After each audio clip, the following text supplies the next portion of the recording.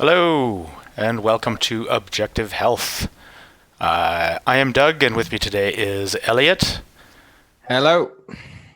Today we have a special guest interview. We are going to be interviewing Scott Ogren of Scotty's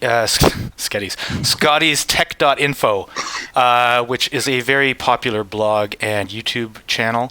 He's got, close to like 40,000 subscribers? 35,000 subscribers.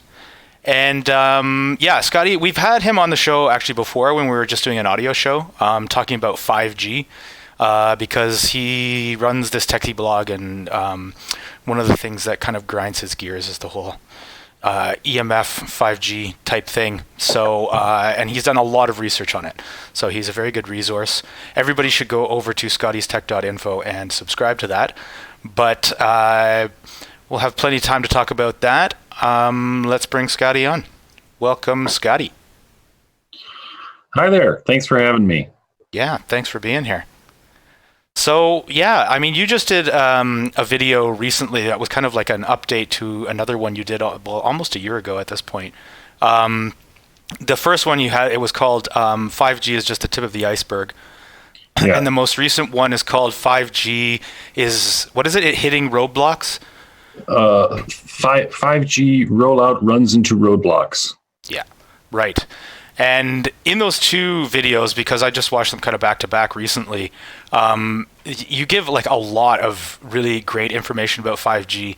And I really like because you get really into the studies that are actually out there. So it's not just hearsay. It's not just the rumors and things that are going on. It's kind of like, no, here are the studies. This is what's actually going on with it. So maybe, I don't know, maybe to start off, you could just kind of tell us, like, how did you get into looking into this kind of stuff? Oh boy, that's a long story. Well, I think it probably started, obviously I went to school to become an engineer, electrical and computer engineering, and I stayed for my master's degree.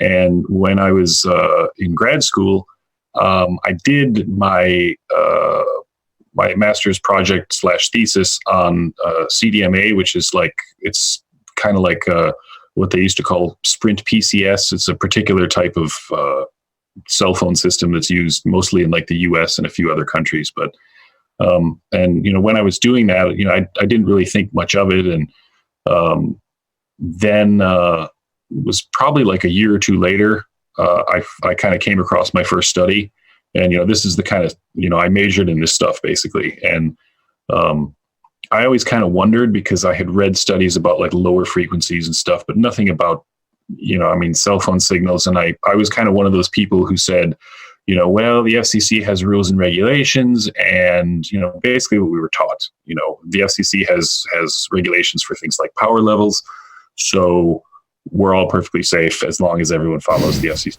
rules, right? Right. So sure. And then I came across my my first study, and I started reading a little, and I kind of understand where people are coming from when they say, even people on my videos, they come and they post and they say like, no, you're a moron because it's power levels are the only thing that matters, and the FCC makes sure it's safe levels, and I was there at one point, so, and I kind of did the same eye rolling that everyone else does,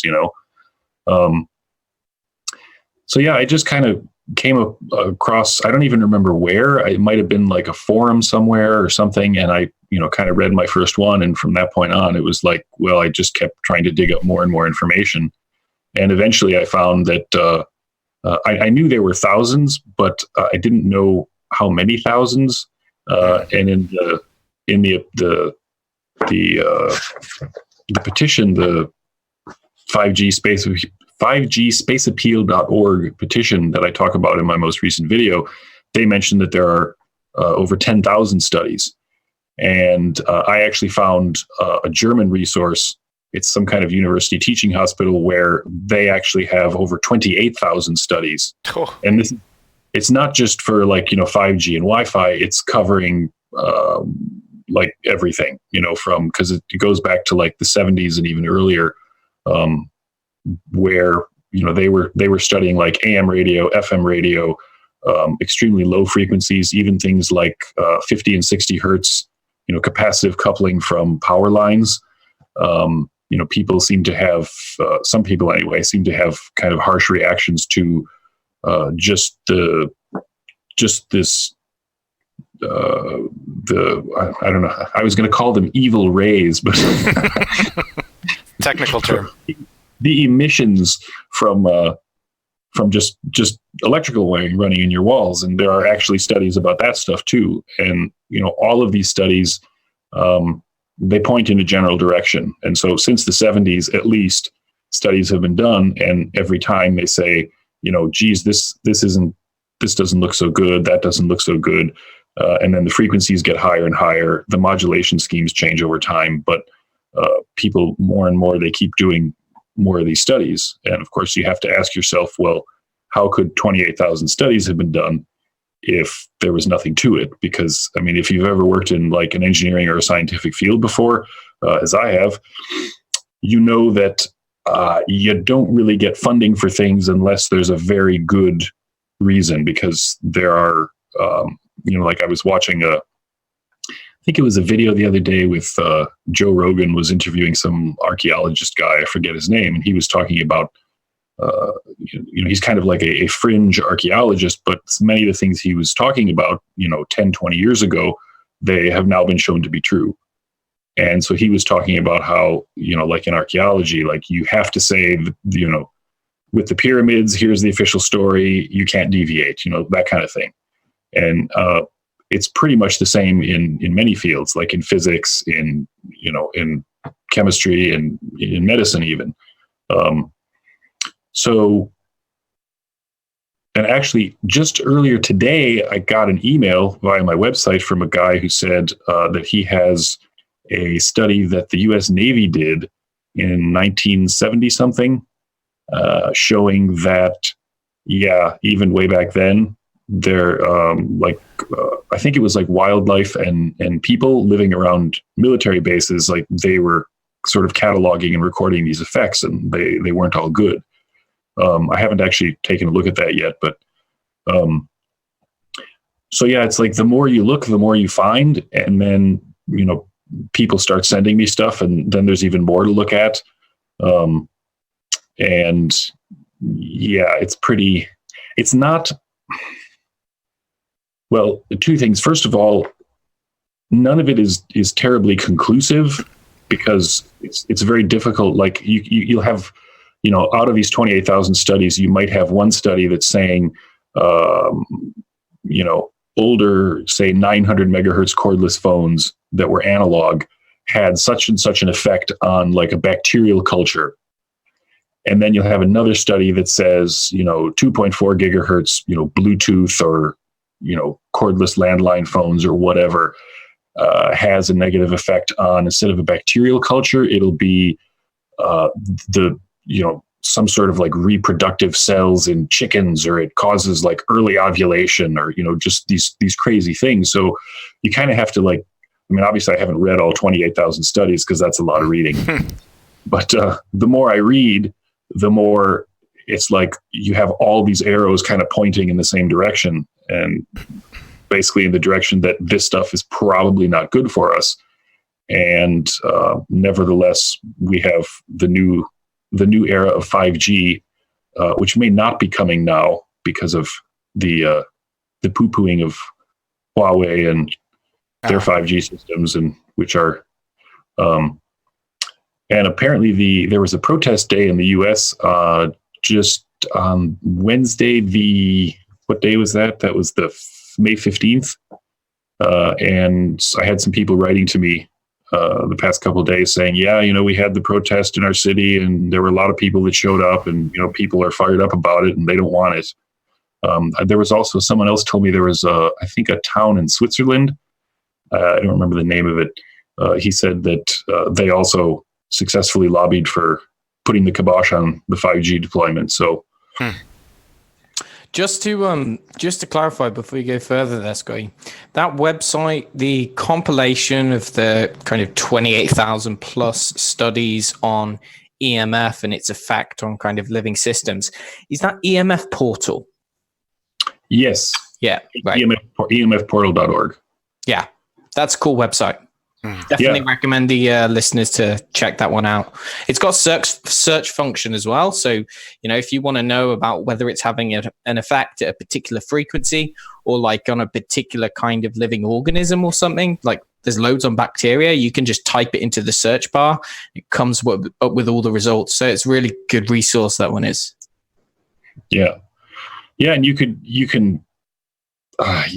go to emfportal.org and you can just search for something, or they have a few more recent studies listed at the top, and you can just start reading. And if you're interested in this stuff, you'll start reading and you'll be busy for probably years because there's a lot of stuff.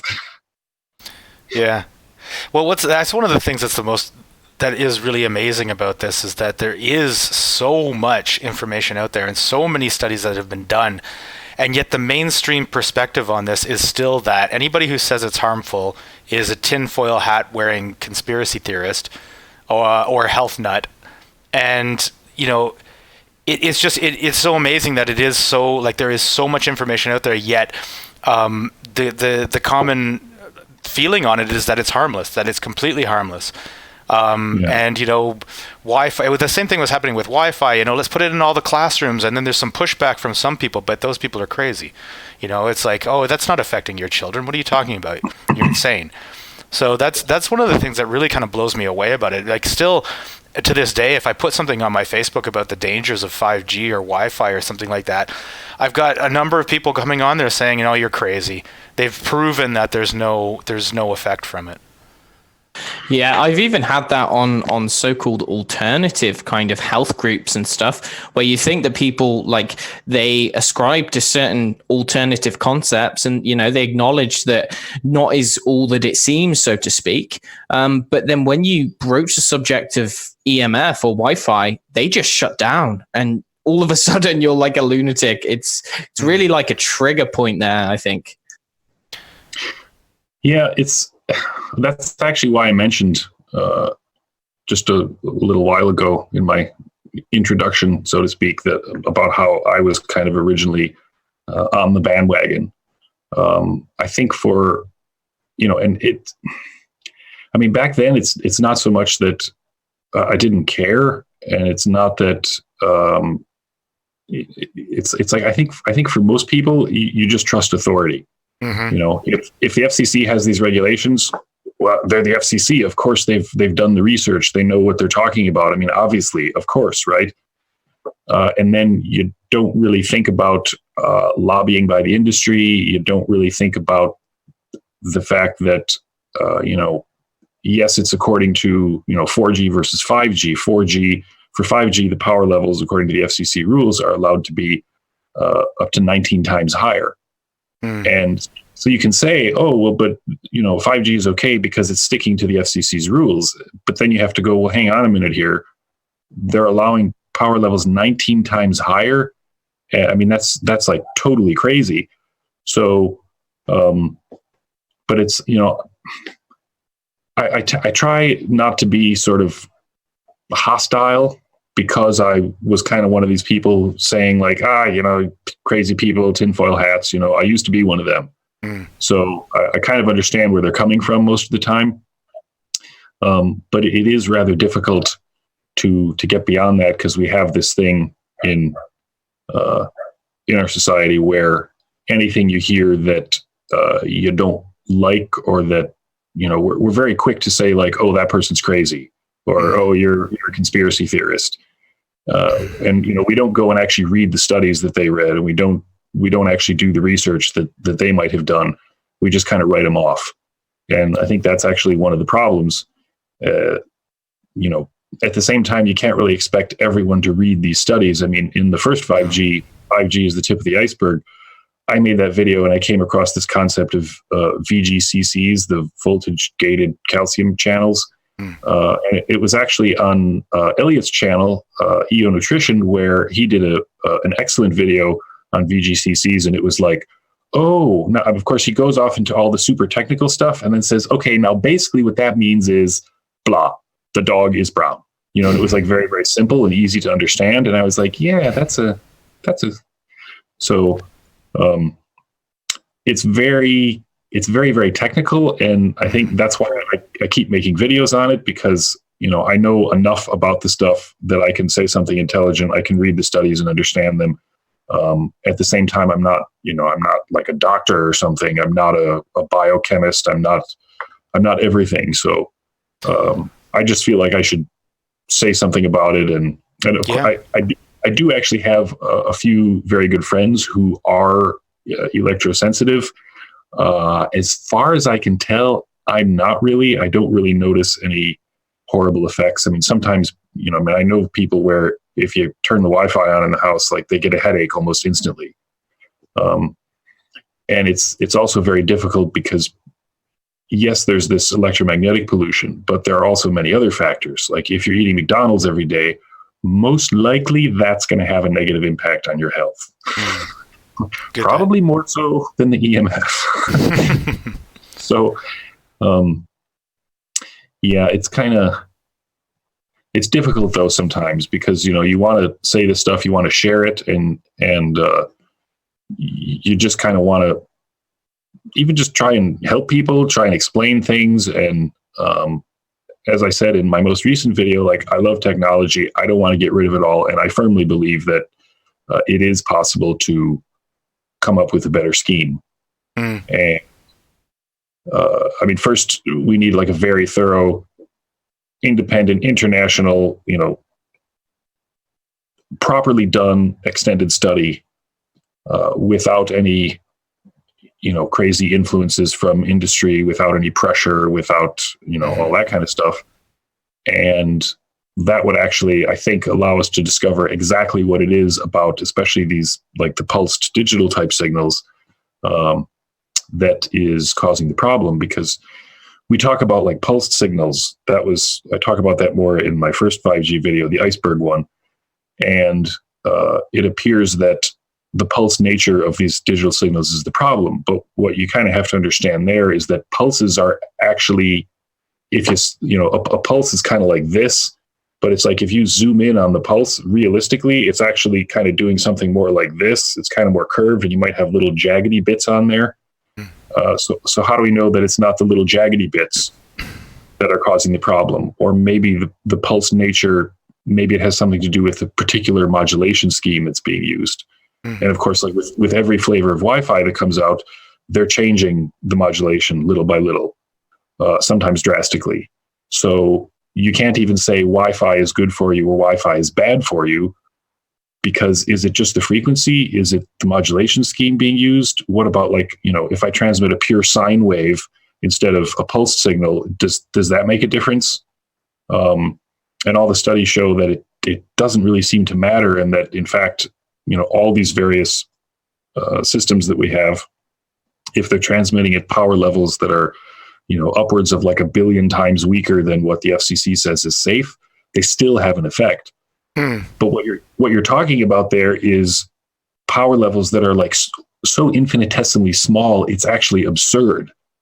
So it's also kind of easy to understand, like if someone read that study and go, that's like the craziest thing I've ever heard. And yet, like, there it is, there's the study, and they did it. And in many cases, in one of the ones they did, I think it was reproduced again in Japan, and then another US university did the study as well. And they all came to the same conclusion, that even super, super tiny little power levels, you still have these negative health effects. That's obviously kind of a problem, because you transmit a radio signal you have to have a certain power level, otherwise the signal doesn't get anywhere. So of course, then people might also freak out because they're like, no, I love my Wi-Fi. Don't take it from me. Yeah. So right. So for in basic terms, what is the difference between what we've currently got? So we've got like 3G, 4G, that kind of stuff. What's the difference between 5G? Is it just one step up, or is it significantly different in many different ways, this new system that they're proposing? Like, what's the difference? Oh boy, you've opened a can of worms.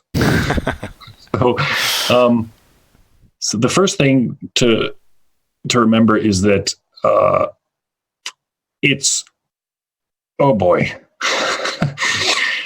So to start off with, It is a different modulation scheme, yes. The antennas are different. Like, whereas instead of having normal like cell towers for 3G and 4G, you kind of have like these sort of vertical antennas, and they're sort of targeted towards individual sectors of the space around the tower. And in 5G, it's going to be kind of similar, except they have these phased array antennas where it's basically a grid of little tiny antennas. And so you can have sort of steerable beams. And that's because eventually the signals that they're going to be using for 5G are going to get upwards of like 60 gigahertz and higher, which is about 30 times higher than what they use now. And those signals are easily blocked by things like, the leaves on a tree. There's one demo video on YouTube where a guy he's got like a little antenna inside a little closet or something, and there's a transmitter outside, and he just slides a door closed. It's just a thin little crappy door, and it blocks the signal.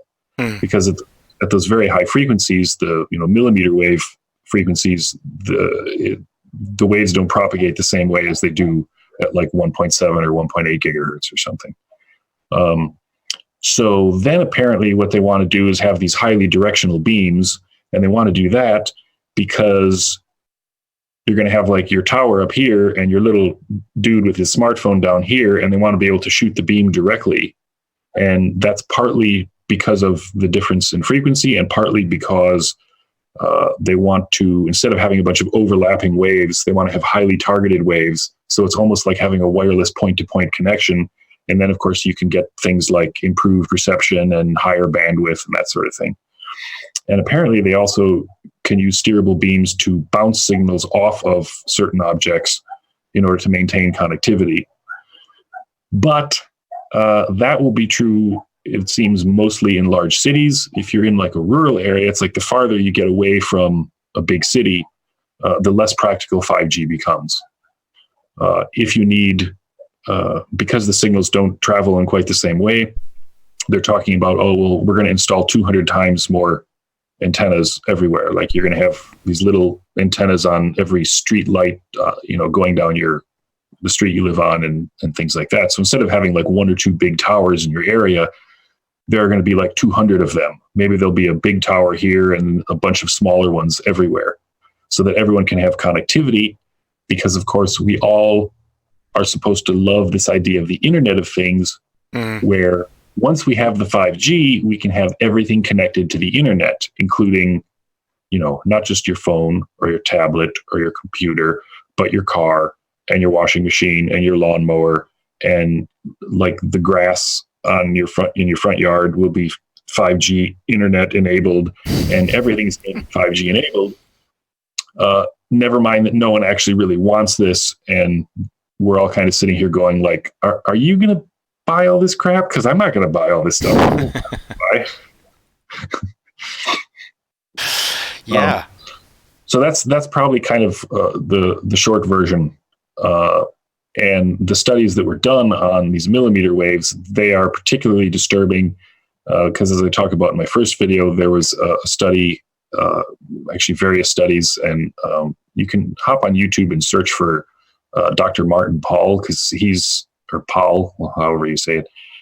He's kind of like the man, and there are a couple interviews with him, presentations he's given that are quite good. But it seems that he and others have done studies showing that 5G at these millimeter waves, the so-called millimeter wave frequencies, up in tens, 60 gigahertz or something, that will be especially bad because the helical sweat ducts in our skin act as antennae. And then there's this whole debate about, but it only penetrates in your skin a certain distance, but no one is actually thinking about, well, hang on a minute, if it penetrates into your skin and you've got a helical sweat duct in your skin acting as an antenna, where does that energy go? So then some are saying, well, it's actually kind of conducted into the deeper tissues of your body. And if that's the case, then we're in even bigger trouble. That's pretty much it. It's not so much, the frequencies, obviously it's new and different and apparently slightly more horrifying than the old ones. But that's actually why I entitled my first video 5G is just the tip of the iceberg, because I also talk about, 2G, 3G, 4G, and, even just simple Wi-Fi, which has changed over time.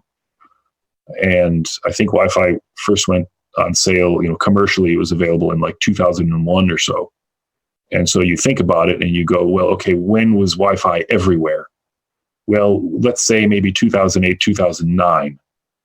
That's when, if you had, an internet connection, your box had Wi-Fi on it. They started putting Wi-Fi in schools and all that kind of stuff. So it's very young children right now who are literally saturated in this stuff, like since birth. And then you have the epidemic of smartphones and tablets, and where children, sometimes they don't even go outside and play with toys anymore, or like roll in the dirt.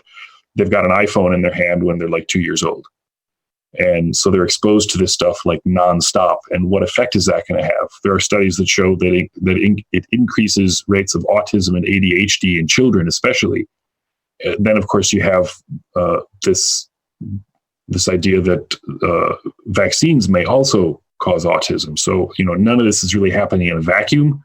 And that's why we actually need more thorough studies, because we need to narrow it down. And in some cases, it could be a combination of factors. I mean, as far as I knew, nobody ever thought about that or mentioned it. It's like, well, if I'm getting all these vaccinations, maybe the vaccines are not the problem. Maybe the vaccines combined with the fact that I'm saturated in Wi-Fi is. And then how the heck do you study that? Because it's not easy, Yeah. So it's kind of complicated, but hopefully we'll get there someday soon. Yeah, just to ask a question about that, Scotty, actually, because I find that concept really interesting. Are you referring to like the metal kind of adjuvants that they add in? Like they add like aluminium, or there's mercury in some of them. And they're like really small particles of metal.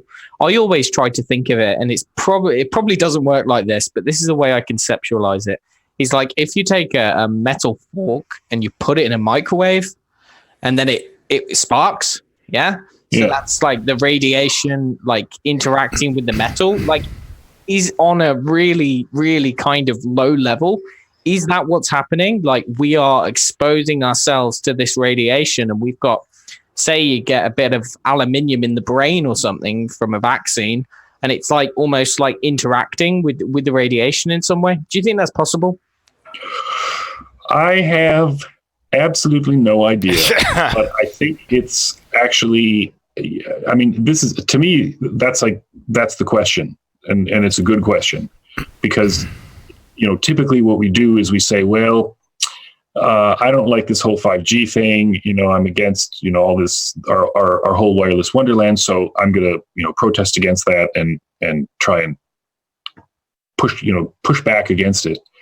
And okay, let's say, we succeed. Well, then what about everything else? What about the fact that the traditional Western diet is like horrible? Or, I think it was like the American Medical Association came out not too long ago and said, oh, by the way, all that stuff about how saturated fat is bad for you and like butter and everything. Yeah, we got that wrong. Like it was never some other, and it's like, well, how much, it's like, how many synergistic effects are there? Is it purely the wireless stuff, or is it actually wireless plus vaccine plus diet plus, where I grew up near Chicago quite a few years ago, I stumbled upon an EPA study that claimed that in the time when I was still fairly young, the levels of mercury in rainwater were like over twice as high as the recommended safe level. And I went, well, Jesus, and of course, forever, we had mercury and mercury fillings and everything. Fortunately, I never did. But it's, there are all these different factors, and it's, we tend to sort of focus on one at the exclusion of all the others. Yeah. But part of the problem is, how do you even begin to study something like that? Because, I would think that if you're injecting, if you have some sort of, like aluminum, for example, it's a conductive metal. If you have some small particles of it and you're injecting it into your body, well, what does that mean? And like Elliot mentioned, if it's in your brain and then these signals are going in, is that doing anything? And that's actually a very difficult question to answer as far as I know, because wow, if you design like a circuit board or a gizmo, like at a company, you do like EMI testing, and you want to know that gizmo, is it immune to incoming interference, and is it actually not generating all sort of interference with other devices around it? And usually you have the EMI guy or guys, and they're the ones who are responsible for this. And testing and modeling that sort of thing is like insanely complicated. Now imagine trying to model a three-dimensional, like your noggin, right? How on earth are you gonna model that? How are you gonna, I'm sure there are ways to do it, but it would require a lot of smarts and time and money. But in the end, I think some people campaign for this, some for that. My thing is sort of like, well, do we really want to be bathed in all these evil rays? And as you read the studies, you realize that there are actually crossover problems where it does actually get into like the biochemistry of the body, or certain medications might be kind of referenced, or certain structures in the body that might be affected by this medication. And it's like, as you're reading, you can kind of stop and go, ooh, well, that's interesting. ADHD, everyone's being prescribed these drugs, for all these kids that, why are there so many kids with ADHD? Is it because they're being overdiagnosed? Is it because they're just regular kids and we are kind of obsessed with, diagnosing and drugging everyone? Or is there actually something related to the wireless thing? Or is it related to something in vaccines? Or, it's very difficult to say one way or the other. It's kind of a tangled mess. And unfortunately, it seems like the push behind it, increasing all these different wireless technologies and stuff, with 5G being the latest, it's like the push is just beyond like, let's do this, let's get it done. New technology is good, so move it forward. And there's nobody really, other than people who are on the fringes and the scientists who are actually sounding the alarm. Excuse me. In the mainstream, it seems like nobody is really saying anything about this. They aren't saying anything. And like, one of the things that blows me away is the momentum behind this push. I mean, they're talking about like millions of new 5G base stations, like 20,000 satellites, and like what is it, like 200 billion different gizmos and stuff that they're expecting to have actually hooked up to this 5G Internet of Things kind of thing.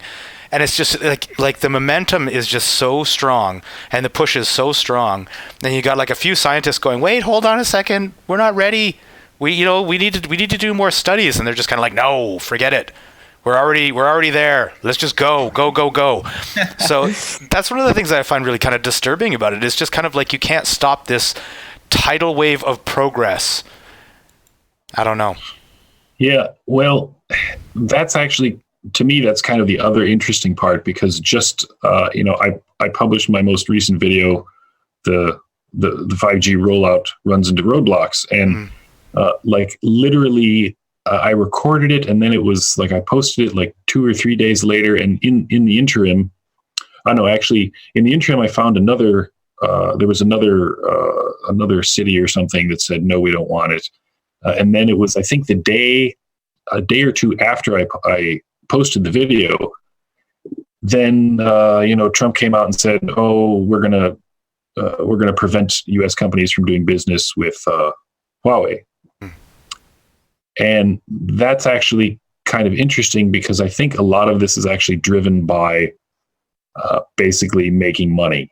Mm-hmm. Because when you look at the tech industry as a whole, everyone, smartphones were the thing, and everyone is buying a smartphone. Well, smartphone sales are not exactly, they're not exactly flying off the shelves, because everyone has a smartphone. It does everything they need it to do. You don't need to go out and buy the latest and greatest one. And so at the same time, we have all these privacy concerns where, Mark Zuckerberg is meeting with the president of France, and let's talk about privacy. And of course, everyone is kind of hostile with Facebook because of the privacy leaks and just all the shenanigans going on. And so it's almost like the companies are saying like, well, we need to get 5G and we need to have this Internet of Things so we can sell people lots of crap. Yeah. And then the FCC says, don't worry, we won't regulate you too much. Yeah, power levels 19 times higher, whatever. Yeah, just get out there and sell it. And so they're kind of trying to rush ahead with this. And while they're, all the different companies are developing their systems, and then suddenly you have China, which not very many years ago was a very large, very poor population. And suddenly they've sort of become, or are becoming kind of an economic powerhouse and also a technological powerhouse, where suddenly the best smartphones for the money are made by Huawei, and they're cheaper.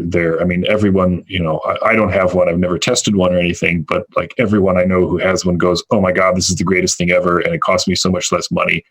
So suddenly you have China selling us stuff instead of just manufacturing things and copying as they did in the past. They are actually innovating, and they're innovating at such a rapid pace that their 5G systems are apparently better and like half the price of all the companies in the West.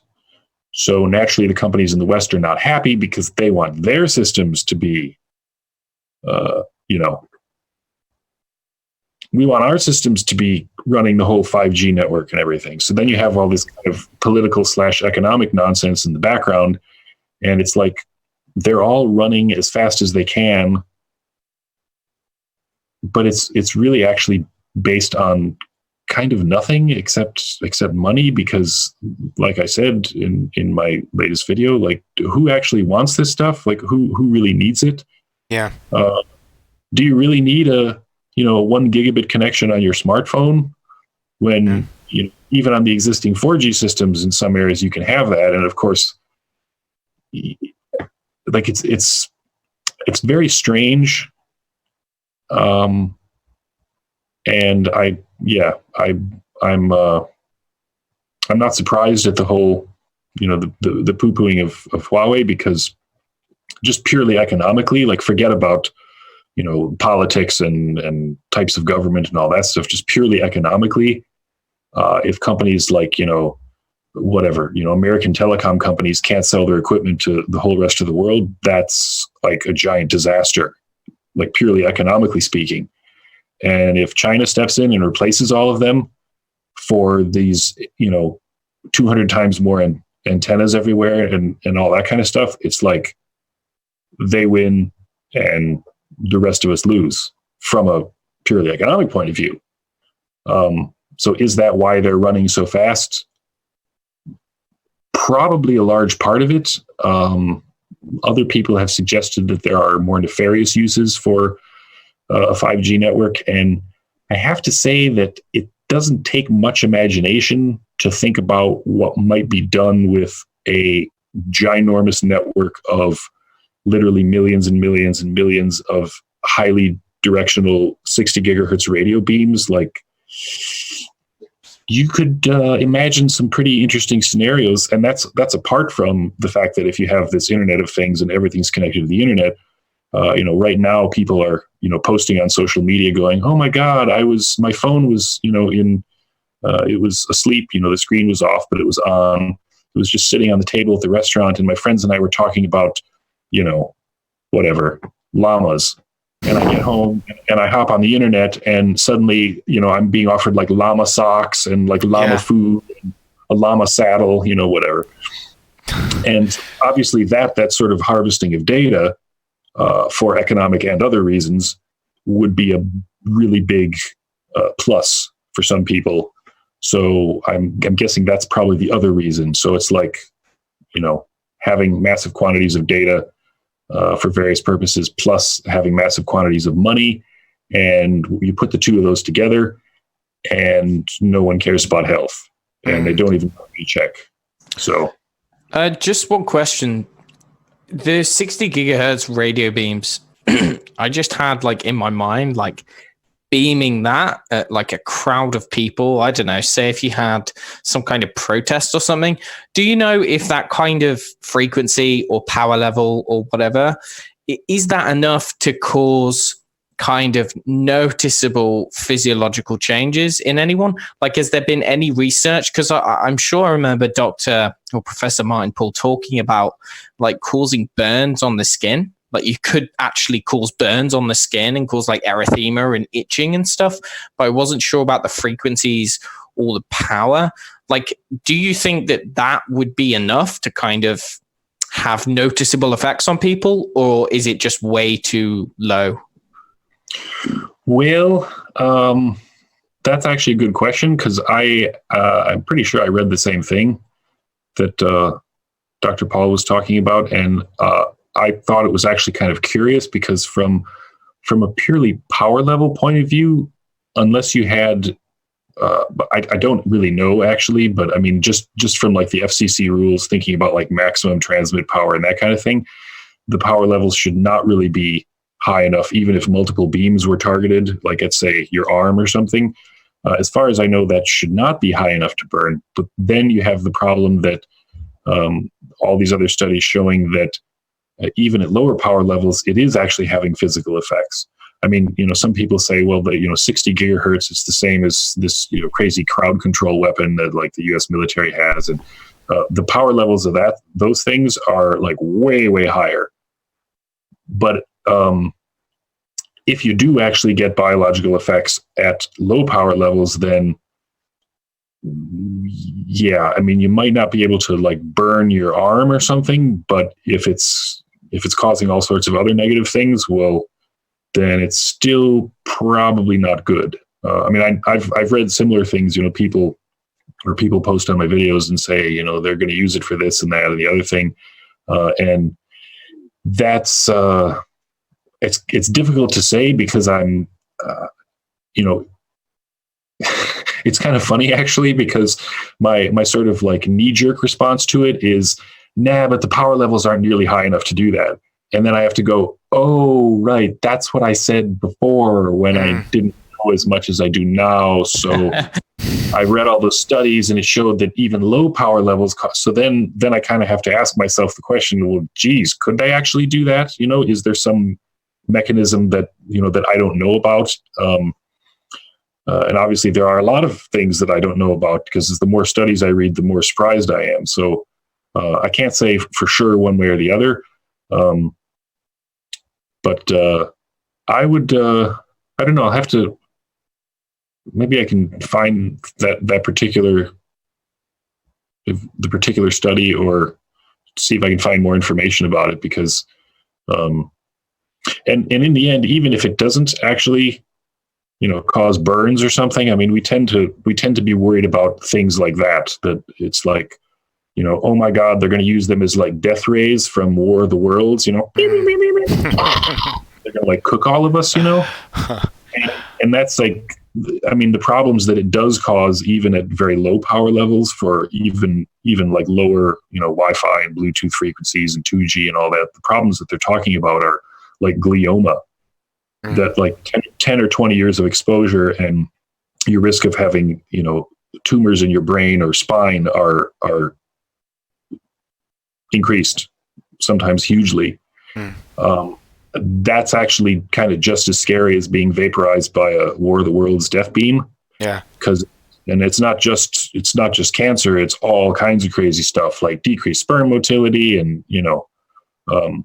there are all sorts of things that, so I think sometimes, we tend to sort of focus maybe a little too much on the more Hollywood aspects of, how these things could be used, maybe.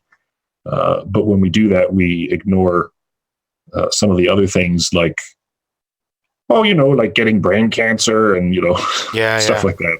The slower things. But isn't this all just like a small price to pay to have a toaster that can talk to the internet? No, I mean, I thought you brought up an interesting point earlier when you were talking about that, when you were like, who actually wants this? because it just seems like, all the stuff that I see, the little news pieces and stuff like that, where they're talking about, 5G, blah, blah, blah. All they're really talking about is faster, faster internet and stuff like that. I mean, they'll mention all this other kind of Internet of Things and stuff, but they never really seem to say why that's actually good. At least from what I've seen. Like, I don't know, like they'll say like weird things like, oh yeah, your refrigerator will know when you're out of milk and it will place an order for you or something like that. And it's like, does anybody actually want that? Does anybody actually want to not have to go buy milk anymore? Is that really something that the public is demanding? I don't know. Well, it's even worse than that, because like, does anybody actually not want to have to go out and buy milk? Well, you don't even have to go out and buy milk. You can go, geez, we're out of milk. And then you're like, what do people do? Well, you whip out your smartphone, or you get on your computer and you go tappy, tappy, tappy. You can get everything delivered via the internet these days. Yeah. You never even have to set foot out of your house anymore. Yeah, that's true. But you don't want to have to think about it anymore.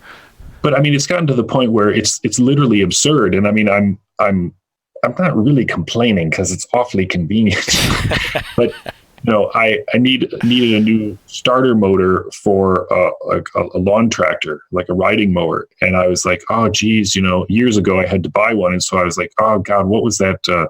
What was the name of that place, the website? Oh, I think I probably, I've got to save the password in my encrypted password safe, and I'm looking for it. And then I go, I wonder if you could buy a starter motor for a Kubota tractor on Amazon these days. So, of course, what do? I hop on Amazon and I type Kubota model number starter, and poof, there it is, at a low price.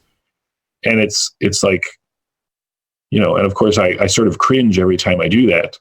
Yeah. At the same time, that's kind of another one of those economic things. It's like, why do you keep buying stuff from Amazon? Well, because it's very convenient.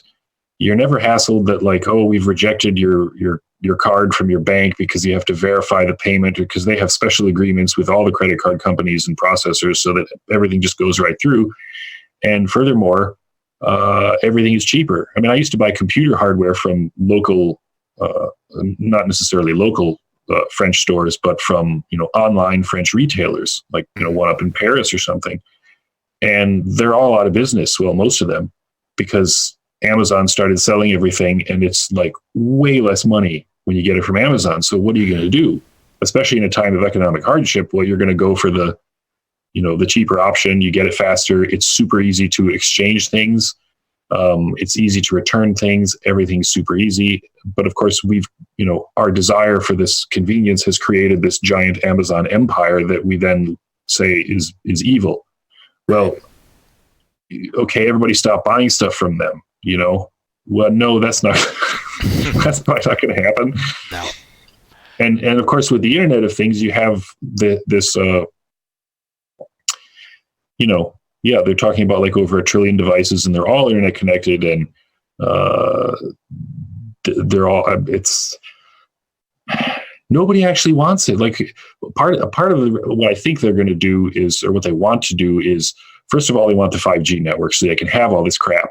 And they know that not everyone is going to go out and buy a 5G connected microwave and toaster and 5G connected underwear and all that kind of stuff. So what I think they might be planning on doing is, first they get us to fork over more money to pay for that 200 times more antennas and everything to get the whole system set up. And then they do like what Amazon did with their Alexa microwave, which isn't, if you need a new microwave oven, you might pay like $80 or $100 for, a low end one, at least, in the recent past. Well, they're going to sell theirs for 60. Well, how are they going to sell it for $60? Well, they're selling it for $60 because it's all integrated with your Alexa. And of course, they're hoovering up all kinds of data about everything you like and dislike and blah, blah, blah. And that's valuable marketing data, so they can sell you more stuff. So during the life of the microwave, they can afford to sell it at a loss because they're hoovering up all this data, which they can use to sell you more crap.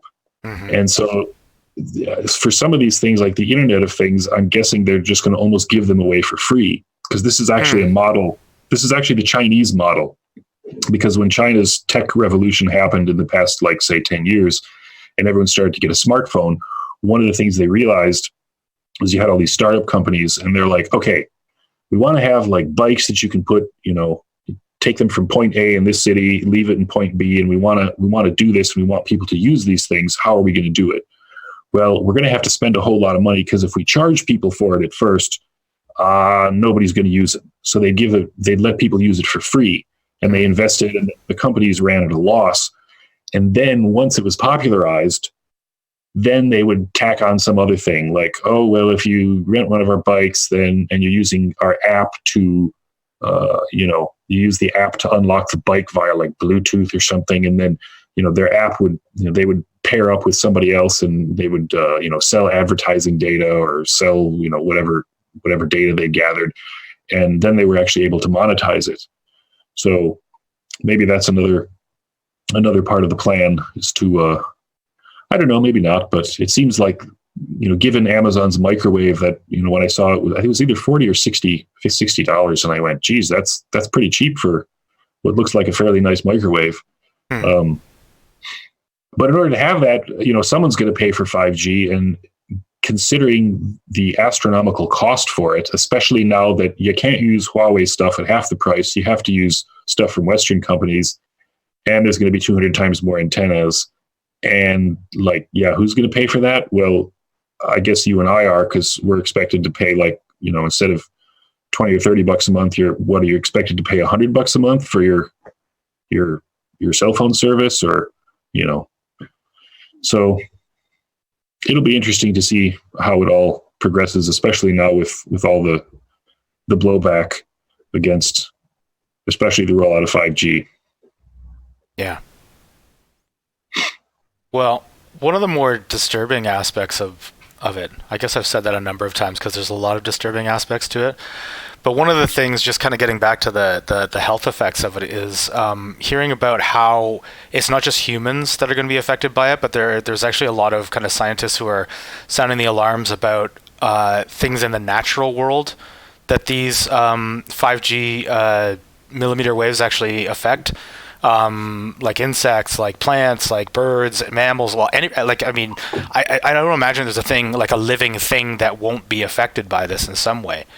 So that was one of the things that I found quite disturbing. Because we might end up in a situation where Amazon can deliver anything that we want, but we don't have any food left because all the pollinators have been destroyed. And now you can't grow any food. So yeah, well, yeah, but that's okay because you can get Amazon to deliver more food to you. Oh yeah, I forgot about that. Wait, where do they get the food from if no one can grow any food? Well, we haven't thought that far yet. Yeah, don't worry about it. It's the Internet of Things will just let them know that we don't have any food, and then it'll just show up. You can 3D print some food. Oh, there you go. Yeah, there you go. With your Amazon 3D food printer. Yeah, so haven't there actually been experiments throughout various kind of cities, trial runs for the 5G, and you've had large swathes of birds and other animals kind of just dropping dead out of nowhere. Yeah, with the 5G rollout. Wasn't there a place in the United States not long ago, or was it somewhere in the UK, where they tried it out for a couple days and then 1,000 pigeons died or something? Yeah, I don't actually know. I was trying to find some sort of, something conclusive either way, because there were several stories like that came out, and then, I started looking into it, and it was it seemed 50-50 as to whether or not it actually happened. Right. It wouldn't surprise me because, there are actually studies talking about the effects on insects, and they say that especially at millimeter waves, 60 gigahertz or so, at those frequencies, insects will apparently be 100 times more affected. And you may think well, great, I don't like bugs, man. This is going to be awesome. The Internet of Things and no bugs. But, the insect population on planet Earth, if that's what you think, you have to watch David Attenborough's, BBC Nature documentaries, because the insects do all kinds of stuff. yeah, there's a, what is it called? It's called David Attenborough in Life in the Undergrowth, you know, BBC Nature documentary, and it was like totally fascinating, all about insects. Even if you don't like insects, you can watch it because it's really cool. Even the spider episode, like, yeah, it's not creepy at all. But it's like, you know, it reminded me of just a few years ago, I had this colony collapse disorder for bees. It was like honeybees were like, you know, dropping dead. Entire colonies were collapsing. And of course, everyone's trying to figure out why. And, you know, obviously that wasn't 5G because we didn't have 5G then. But we did have 2G and 3G and 4G. And we started to have a preponderance of like Wi-Fi literally everywhere. And, you know, the amount of this stuff has just kind of gone like and skyrocketed. And, even if it's true that even you know, little teeny tiny power levels have an effect, there are also studies that show that, yeah, it is actually a cumulative effect kind of thing. So to me, what that means is that if you just have Wi-Fi on for like an hour a day, that's a very low exposure level. If you have Wi-Fi and you live in an apartment complex and all of your neighbors have their Wi-Fi blasting 24 hours a day, and you always keep your smartphone on 24 hours a day, and at work, you're, you know, it's like this constant exposure, then even if tiny power levels have an effect, that is a greatly increased amount of exposure. And so, but then the question is, well, does that mean, you know, if other studies have been done that showed that, you know, for example, you know, brain cancer risk has gone up, does that mean that in the near future we're going to see a rash of brain cancer, like a steep climb? And the interesting thing is, before I made my most recent video, I had an opportunity to go to my bank, and I'm sitting there, you know, and I'm talking about, you know, my YouTube channel and my website, you know, and she says, "Oh, what do you talk about?" And I said, "Well, you know, all kinds of techie things. It's kind of like a technical education type channel. I try to, you know, sometimes help people figure things out, sometimes explain things, you know, whatever." And I mentioned that I did a couple of videos on, you know, how wireless stuff is bad. And she said, "Oh, yeah, that's interesting. And, you know, it's also interesting because I've noticed that there are like so many children getting really, really sick, like with cancer and stuff recently." And it was like totally unprompted. I mean, I just kind of gave like a generic presentation of, you know, that, yeah, I made these videos and it's like, maybe this, you think the new things like 5G, maybe it's not so good for us. So I wasn't even like really priming her to say, oh yeah, and Wi-Fi is evil and blah, blah, blah, you know? And it was just this kind of spontaneous, she just sort of offered it spontaneously and said like, yeah, why are all these kids getting so sick recently? And then the following day, someone, you know, different side of town, you know, completely different person, the same thing happened where someone else said like, geez, you know, why are we having all these health problems all of a sudden? And, you know, it's especially affecting kids. And I mean, you know, now that's kind of, you know, it's anecdotal evidence, but and of course, like I said earlier, you know, EMF is not the only factor. There's all kinds of stuff and you know, many questions about which ones of these things. I mean, I know, you know, like you guys in your show have talked about a lot of this stuff. There's all kinds of stuff. I mean, there's heavy metals and there's, you know, glyphosate and everything, and there's all kinds of cancer causing stuff, and there's genetically modified foods, and there's, you know, horrible diet, and there's just, you know, all kinds of things. So it's very difficult to say for sure, but, you know, one thing we can say for sure is that, yeah, it does really seem like there's a sort of a general trend, especially in children's health, a general downwards trend, and people are noticing.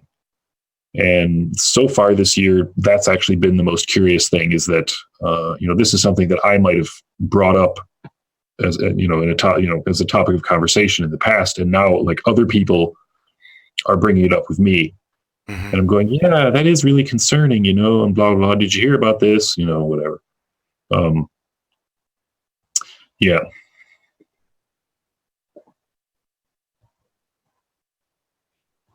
Well, we're coming up kind of on to the end of our time. I don't know, Elliot, did you have any other questions for Scotty? Do you think, because in your videos, you're talking about like, you've touched on it briefly, but what do you think the chances are that we will go fully ahead as planned? Because you've said that there's like a couple issues here and there. The logistics of basically setting up this project, it's going to be expensive. It's going to be really technically difficult. It's going to take a lot of manpower. Do you think it's possible? Or do you think that actually, I guess there's a couple of questions in one actually. So, do you think it's going to go as planned? 2, do you think that, do you think it's going to go as planned? And then 2, do you think that there's any likelihood that people gathering together, because there's loads of petitions, there's loads of kind of scientists coming out, do you think it's likely that there's going to be enough counter kind of manpower or a kind of strong enough counter argument to prevent that? Well, I hope there's going to be enough pushback against it. It seems that it's actually kind of ramping up recently. Now, is that going to be, how much is it, how much blowback will there be? Like, well, that remains to be seen. It does appear to be increasing. You could say, well, when Senator Blumenthal has a hearing and he's grilling these industry executives, was that related to the whole political China Huawei thing? And of course, that's actually, it's a very good question, because would he actually care? Is he doing that because, normal Americans are actually concerned and they've conveyed their concerns to him and he's a good guy, and so that's why he's doing that? Or is he doing that because these particular industry executives and perhaps other companies were saying, no, we're going to use Huawei stuff, and he had his political reasons why he didn't want that to happen? In either case, he brought up the fact that, the FCC hasn't done any safety studies. The industry hasn't done any safety studies. And what about our health? So it's like, regardless of his motivations for doing it, he actually kind of did us a favor, as far as I'm concerned, by even bringing up the health aspect. How much pushback there is against it, like, that remains to be seen. I hope it actually gets, I hope it keeps going and accelerates, and that we actually do get to take a more serious, in-depth look at this stuff. I think that either way, it's probably not going to go as planned, because already there are too many like wild cards in there. If companies are going to want to save money and they got to deploy 200 times as many antennas, and it's costing them a lot of money. If they spend too much money, it costs too much. If it costs too much, they have to pass the cost on to their consumers. And, many people are actually kind of hurting economically these days. We're not all dancing around and swimming in piles of money. So there's that problem. So it's like, then there's the pushback, on the health front, where people are saying, okay, come on, this is enough. We don't really want this. Why are you doing this? I think that basically at the end of the day, you had a bunch of people who got together and said, yeah, 5G, Internet of Things, this is going to be totally awesome. And in the end, it's going to work out to be, it's going to be the same thing as, smartphones came out. There was this big push, and suddenly everyone was saying, yeah, desktop and laptop computers are going to totally die. We're not going to have them anymore. Everything is mobile first, mobile. And of course, here we are all these years later, and what kind of a computing device do you use to do real work still? A desktop or a laptop computer. Yeah. So I think there's a lot of kind of tech evangelism, where they get these people who go out and they talk it up, and you read you can read things like Wired magazine, where they're basically almost foaming at the mouth talking about how wonderful and magical everything's going to be.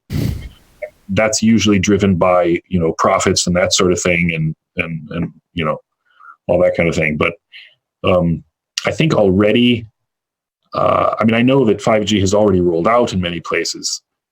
Their vision of the industries, whatever, this vision of what the future is going to look like, their vision is basically 200 times as many antennas. We're all going to have 5G. Everything's going to be connected to the Internet of Things, and it's going to be a glorious wonderland. And that future does not seem very likely to me. I think there will be kind of twists and turns going forward. But at the same time, I think the more people who step up and say, yeah, I'm also concerned about this health thing, like, this is crazy. It's like, because a lot of people who've like posted comments on my videos and stuff, they basically, the general sentiment is like, this has gone too far at this point. You know, it's not just the 5G that's coming. It's like everything. And like, when does it ever stop? And of course, people in general are a little bit upset with the leaders of their country. I mean, you know, here in France, you have the Gilets jaunes protests, and there's a lot of kind of upset, we'll call it, where I think it's just kind of another part of that, where it's like, you know, you got to do things for the people, and it's got to be healthy for us, and that sort of thing. So I think they think it's going to go very well. I don't think it's going to go exactly the way they planned, but I hope that there's enough pushback and that more people share about this stuff and talk about it, because the more that we all do, the more likely there will be actually not just pushback, but also possibly a real study or set of studies, something that is thorough and that could actually discover something conclusive and very useful. Because I don't think that there's any reason why, if there's something that's unhealthy about it and we understand what it is, then then make something different. I mean, you know, we can do all kinds of crazy stuff. We can do, like, you know, microsurgery. We can, you know, land probes and people on the moon. We can do all this crazy stuff, and yet we're killing ourselves with like things like Wi-Fi and 4G and 5G potentially. You know, it's so I'm actually, I guess my final answer is I am curious to see what will happen next, because I don't think it's going to go the way they plan, but how will it actually play out? Like, I don't know. And my hope is that, you know, I mean, I make videos on a variety of topics, and I'll make another video on, like, say, 5G and all this other stuff when I discover something new. When the next thing comes along and shocks me, and I have something interesting to say about it. So I just try to kind of do my part, and you know, everyone else they're also making videos, they're talking about it, they have, you know, protests, days of action, petitions. One guy replied and said, oh, you know, don't bother signing a petition because no one ever listens. And like, I understand what he's saying. Like, I understand where he's coming from, because I have signed petitions before, and it, you know, with many more than 83,000 signatures, and it's like, nobody listened. And that's annoying. But I think there's something to say for actually, you know, putting your name on something.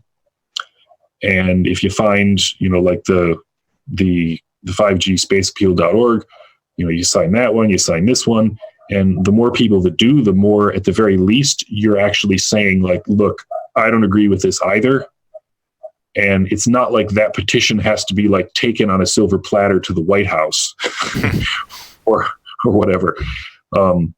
It's basically like you kind of putting your name to this and saying, like, yeah, this also concerns me. And I think the more people that do that, then the more likely it is that maybe we actually will have some improvement in the situation. You know, it may end up that we may get far less 5G, but maybe we'll have some things a little bit safer, and it'll end up being kind of a compromise, in which case, well, then we'll do another 28,000 studies, and we'll just keep on fighting. And, you know, it's like everything else. It's like all health related issues. It's like, you know, everything, vaccines, whatever you want to talk about, specific types of diets and all that kind of stuff. One more question, Scotty, if you don't mind. is there a magic bullet in terms of protecting ourselves from this stuff? You know, can we build a personal portable Faraday cage from which to walk around in? Or is it simply, you know, is it like we got to try and limit it? And is there anything that you know that we can do to maybe mitigate some of it? Other than the diet and stuff like you've just said, you know, the typical stuff. Is there anything kind of techie that you know that works? I don't actually know of any particular device or thing. I know that some people say like, oh, I have like I forget what it's called, like a Q-Link or something, or there's various devices out there that are supposed to actually protect you. And I don't actually have any of them. I've never purchased any of them because all of them, even if they use fancy sounding technical terms, they'll say like, oh, this was backed by research. And then I'm like, okay, well, I'm on your website. Like, where's the link to the paper you did that showed, you know, that maybe preferably someone else reproduced, you know? And that kind of stuff is never available. And so that kind of leaves a bad taste in my mouth. I do know people who have some of these things and it seems to help them. I also know other people who have them and it does not seem to help them.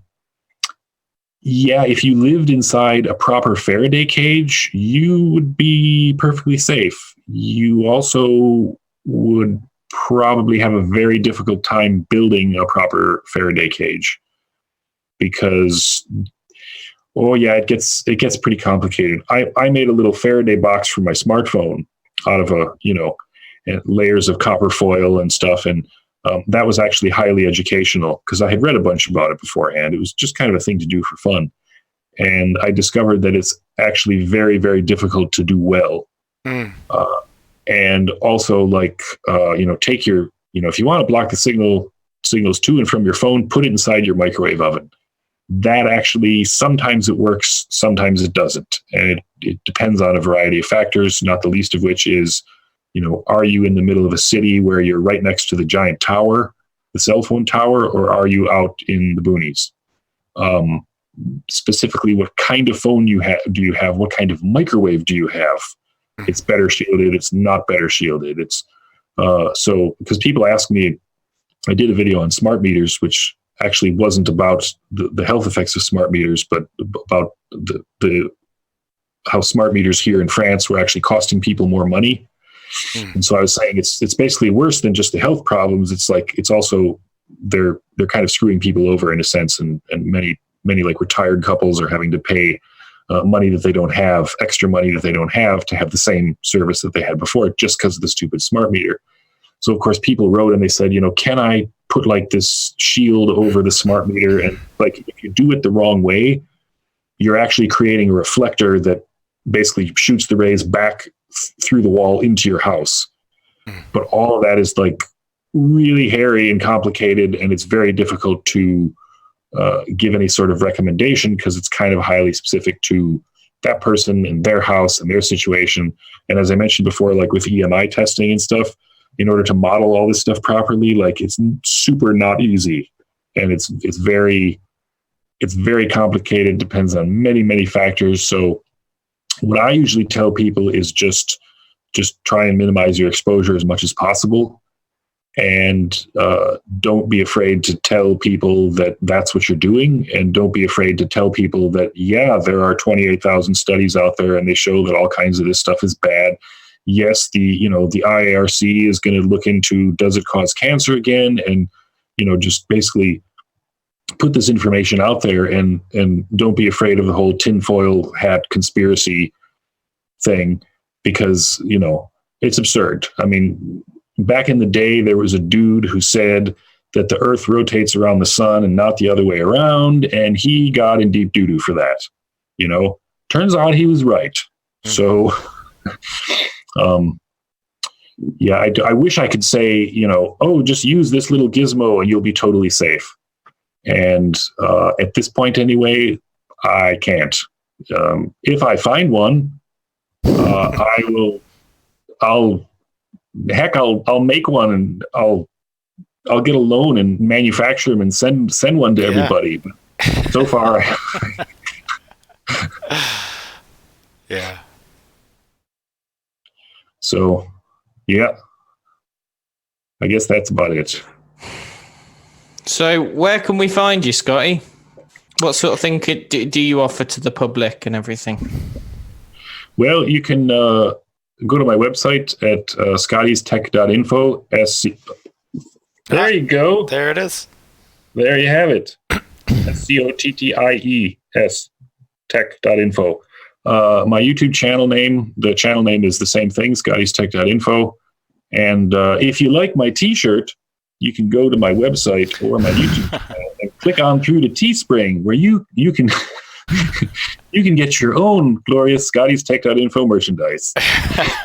No, but I have shirts like this and stuff, but I have some other fun ones like sort of anti-Wi-Fi, anti-Bluetooth, and some Stop 5G shirts, which I tried to make sort of clever and fun. And yeah, and there's a discount code which you can get on my Facebook page. I am the page Scotty's Tech.info on Facebook. There's a discount code, and you get $5 off your first order until the end of May. So, yeah, there you have it. And as I'm always looking at the news because, like I said, some people, they have a YouTube channel, and people say like, well, why don't you make more videos about 5G and the evils of wireless? And the thing is that I didn't start my YouTube channel with the idea of being famous or anything. I'm certainly not getting rich from it. And, I talk about things that interest me, things that come up. And, people have said, why don't you make more videos? And it's because I'm not going to make a video like just to get clicks and views. I have to actually come across information that I think is actually important to get out to people. And when that happens, like in this case, it was the 5G space appeal. It was actually a viewer who sent it to me, and I went, oh, geez, well, maybe I'll look at that later. And then, well, actually, it looks interesting. Let me look at it now. And suddenly, kaboom, there was this whole new video, because all the hyperlinks on their website lead to just tons and tons of different studies and websites and emfportal.org, as Elliot mentioned, and just like, it's a huge number of resources. And I spent like a couple of days just like reading and reading and reading. And, then I had something worth saying, I felt, so I can't promise I'm going to, talk more about it unless I discover something else new. But given that there are tens of thousands of studies out there, I'm sure I'll probably find something to get fired up about in the near future. Yeah. And the thing is, you're a good deal of your channel is actually like techie tips. It's exactly that. And there's actually a lot of really useful information on there. I go to your channel all the time to find out, techie tips. I was actually laughing. Well. Yeah, well, I was laughing the other day because on my website, on scottystech.info, I actually had a written post, and I forget what the heck it was. It was just 2 days ago, and I was, it was how to remove the date stamp from photos. You take a photo, and then it has the little in red, it has the date stamp, and that's actually extremely easy to do with tools that are built into Windows, but it's actually a specific tool, not the one you might think. And I needed to do that, and I went, geez, I wish somebody would have figured this out already. And then I searched, and my own website came up, and I'm like, I figured that out.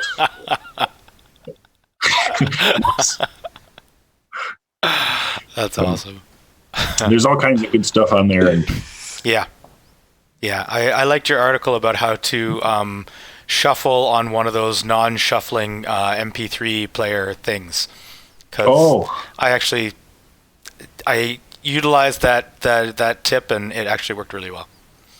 Oh, I'm glad, because I had one of those, and I couldn't. I was like practically swearing at the thing because it's a little sound thingy, and it just plays in whatever order they're written to the SD card. And like I nearly wore the SD card out trying to figure out how to actually get the songs appropriately shuffled. And my technique is a little bit insane, but it was the only thing I found that actually works. So yeah. Great. Well, everybody can check out Scotty at scottystech.info or on YouTube, excuse me, which is the same title YouTube channel, scottystech.info. Scotty, thanks so much for joining us today. Thanks for having me. Thanks, Scotty. It was great. Alrighty. Thank you guys, because I watched several of your shows, and I think they're pretty good, and you talk about some important stuff, health related stuff, and like I say, it's not just about evil rays. There's all kinds of stuff, and there are many ways you can actually improve your health. One of them is turn off your Wi-Fi and turn off your smartphone, and but there are many others. So, and also, Elliot, your YouTube channel, EO Nutrition, definitely everyone, if you want to understand what a VGPC thing is, go watch Elliot's video, because I was like watching it and he started going off and he's like this and blah, blah, and I'm like, oh, and then he goes, so basically what that means is blah, and I went, that happened like 4 or 5 times through the video. So it was actually the best explanation that I had ever seen, and I actually learned a lot from it. So thanks, Scotty. So good job. Thank you. Awesome. So everybody, we will be back next week with another interesting health topic. Make sure to like and subscribe down below, and we will see you next time. Have a good week. Bye-bye. Bye-bye.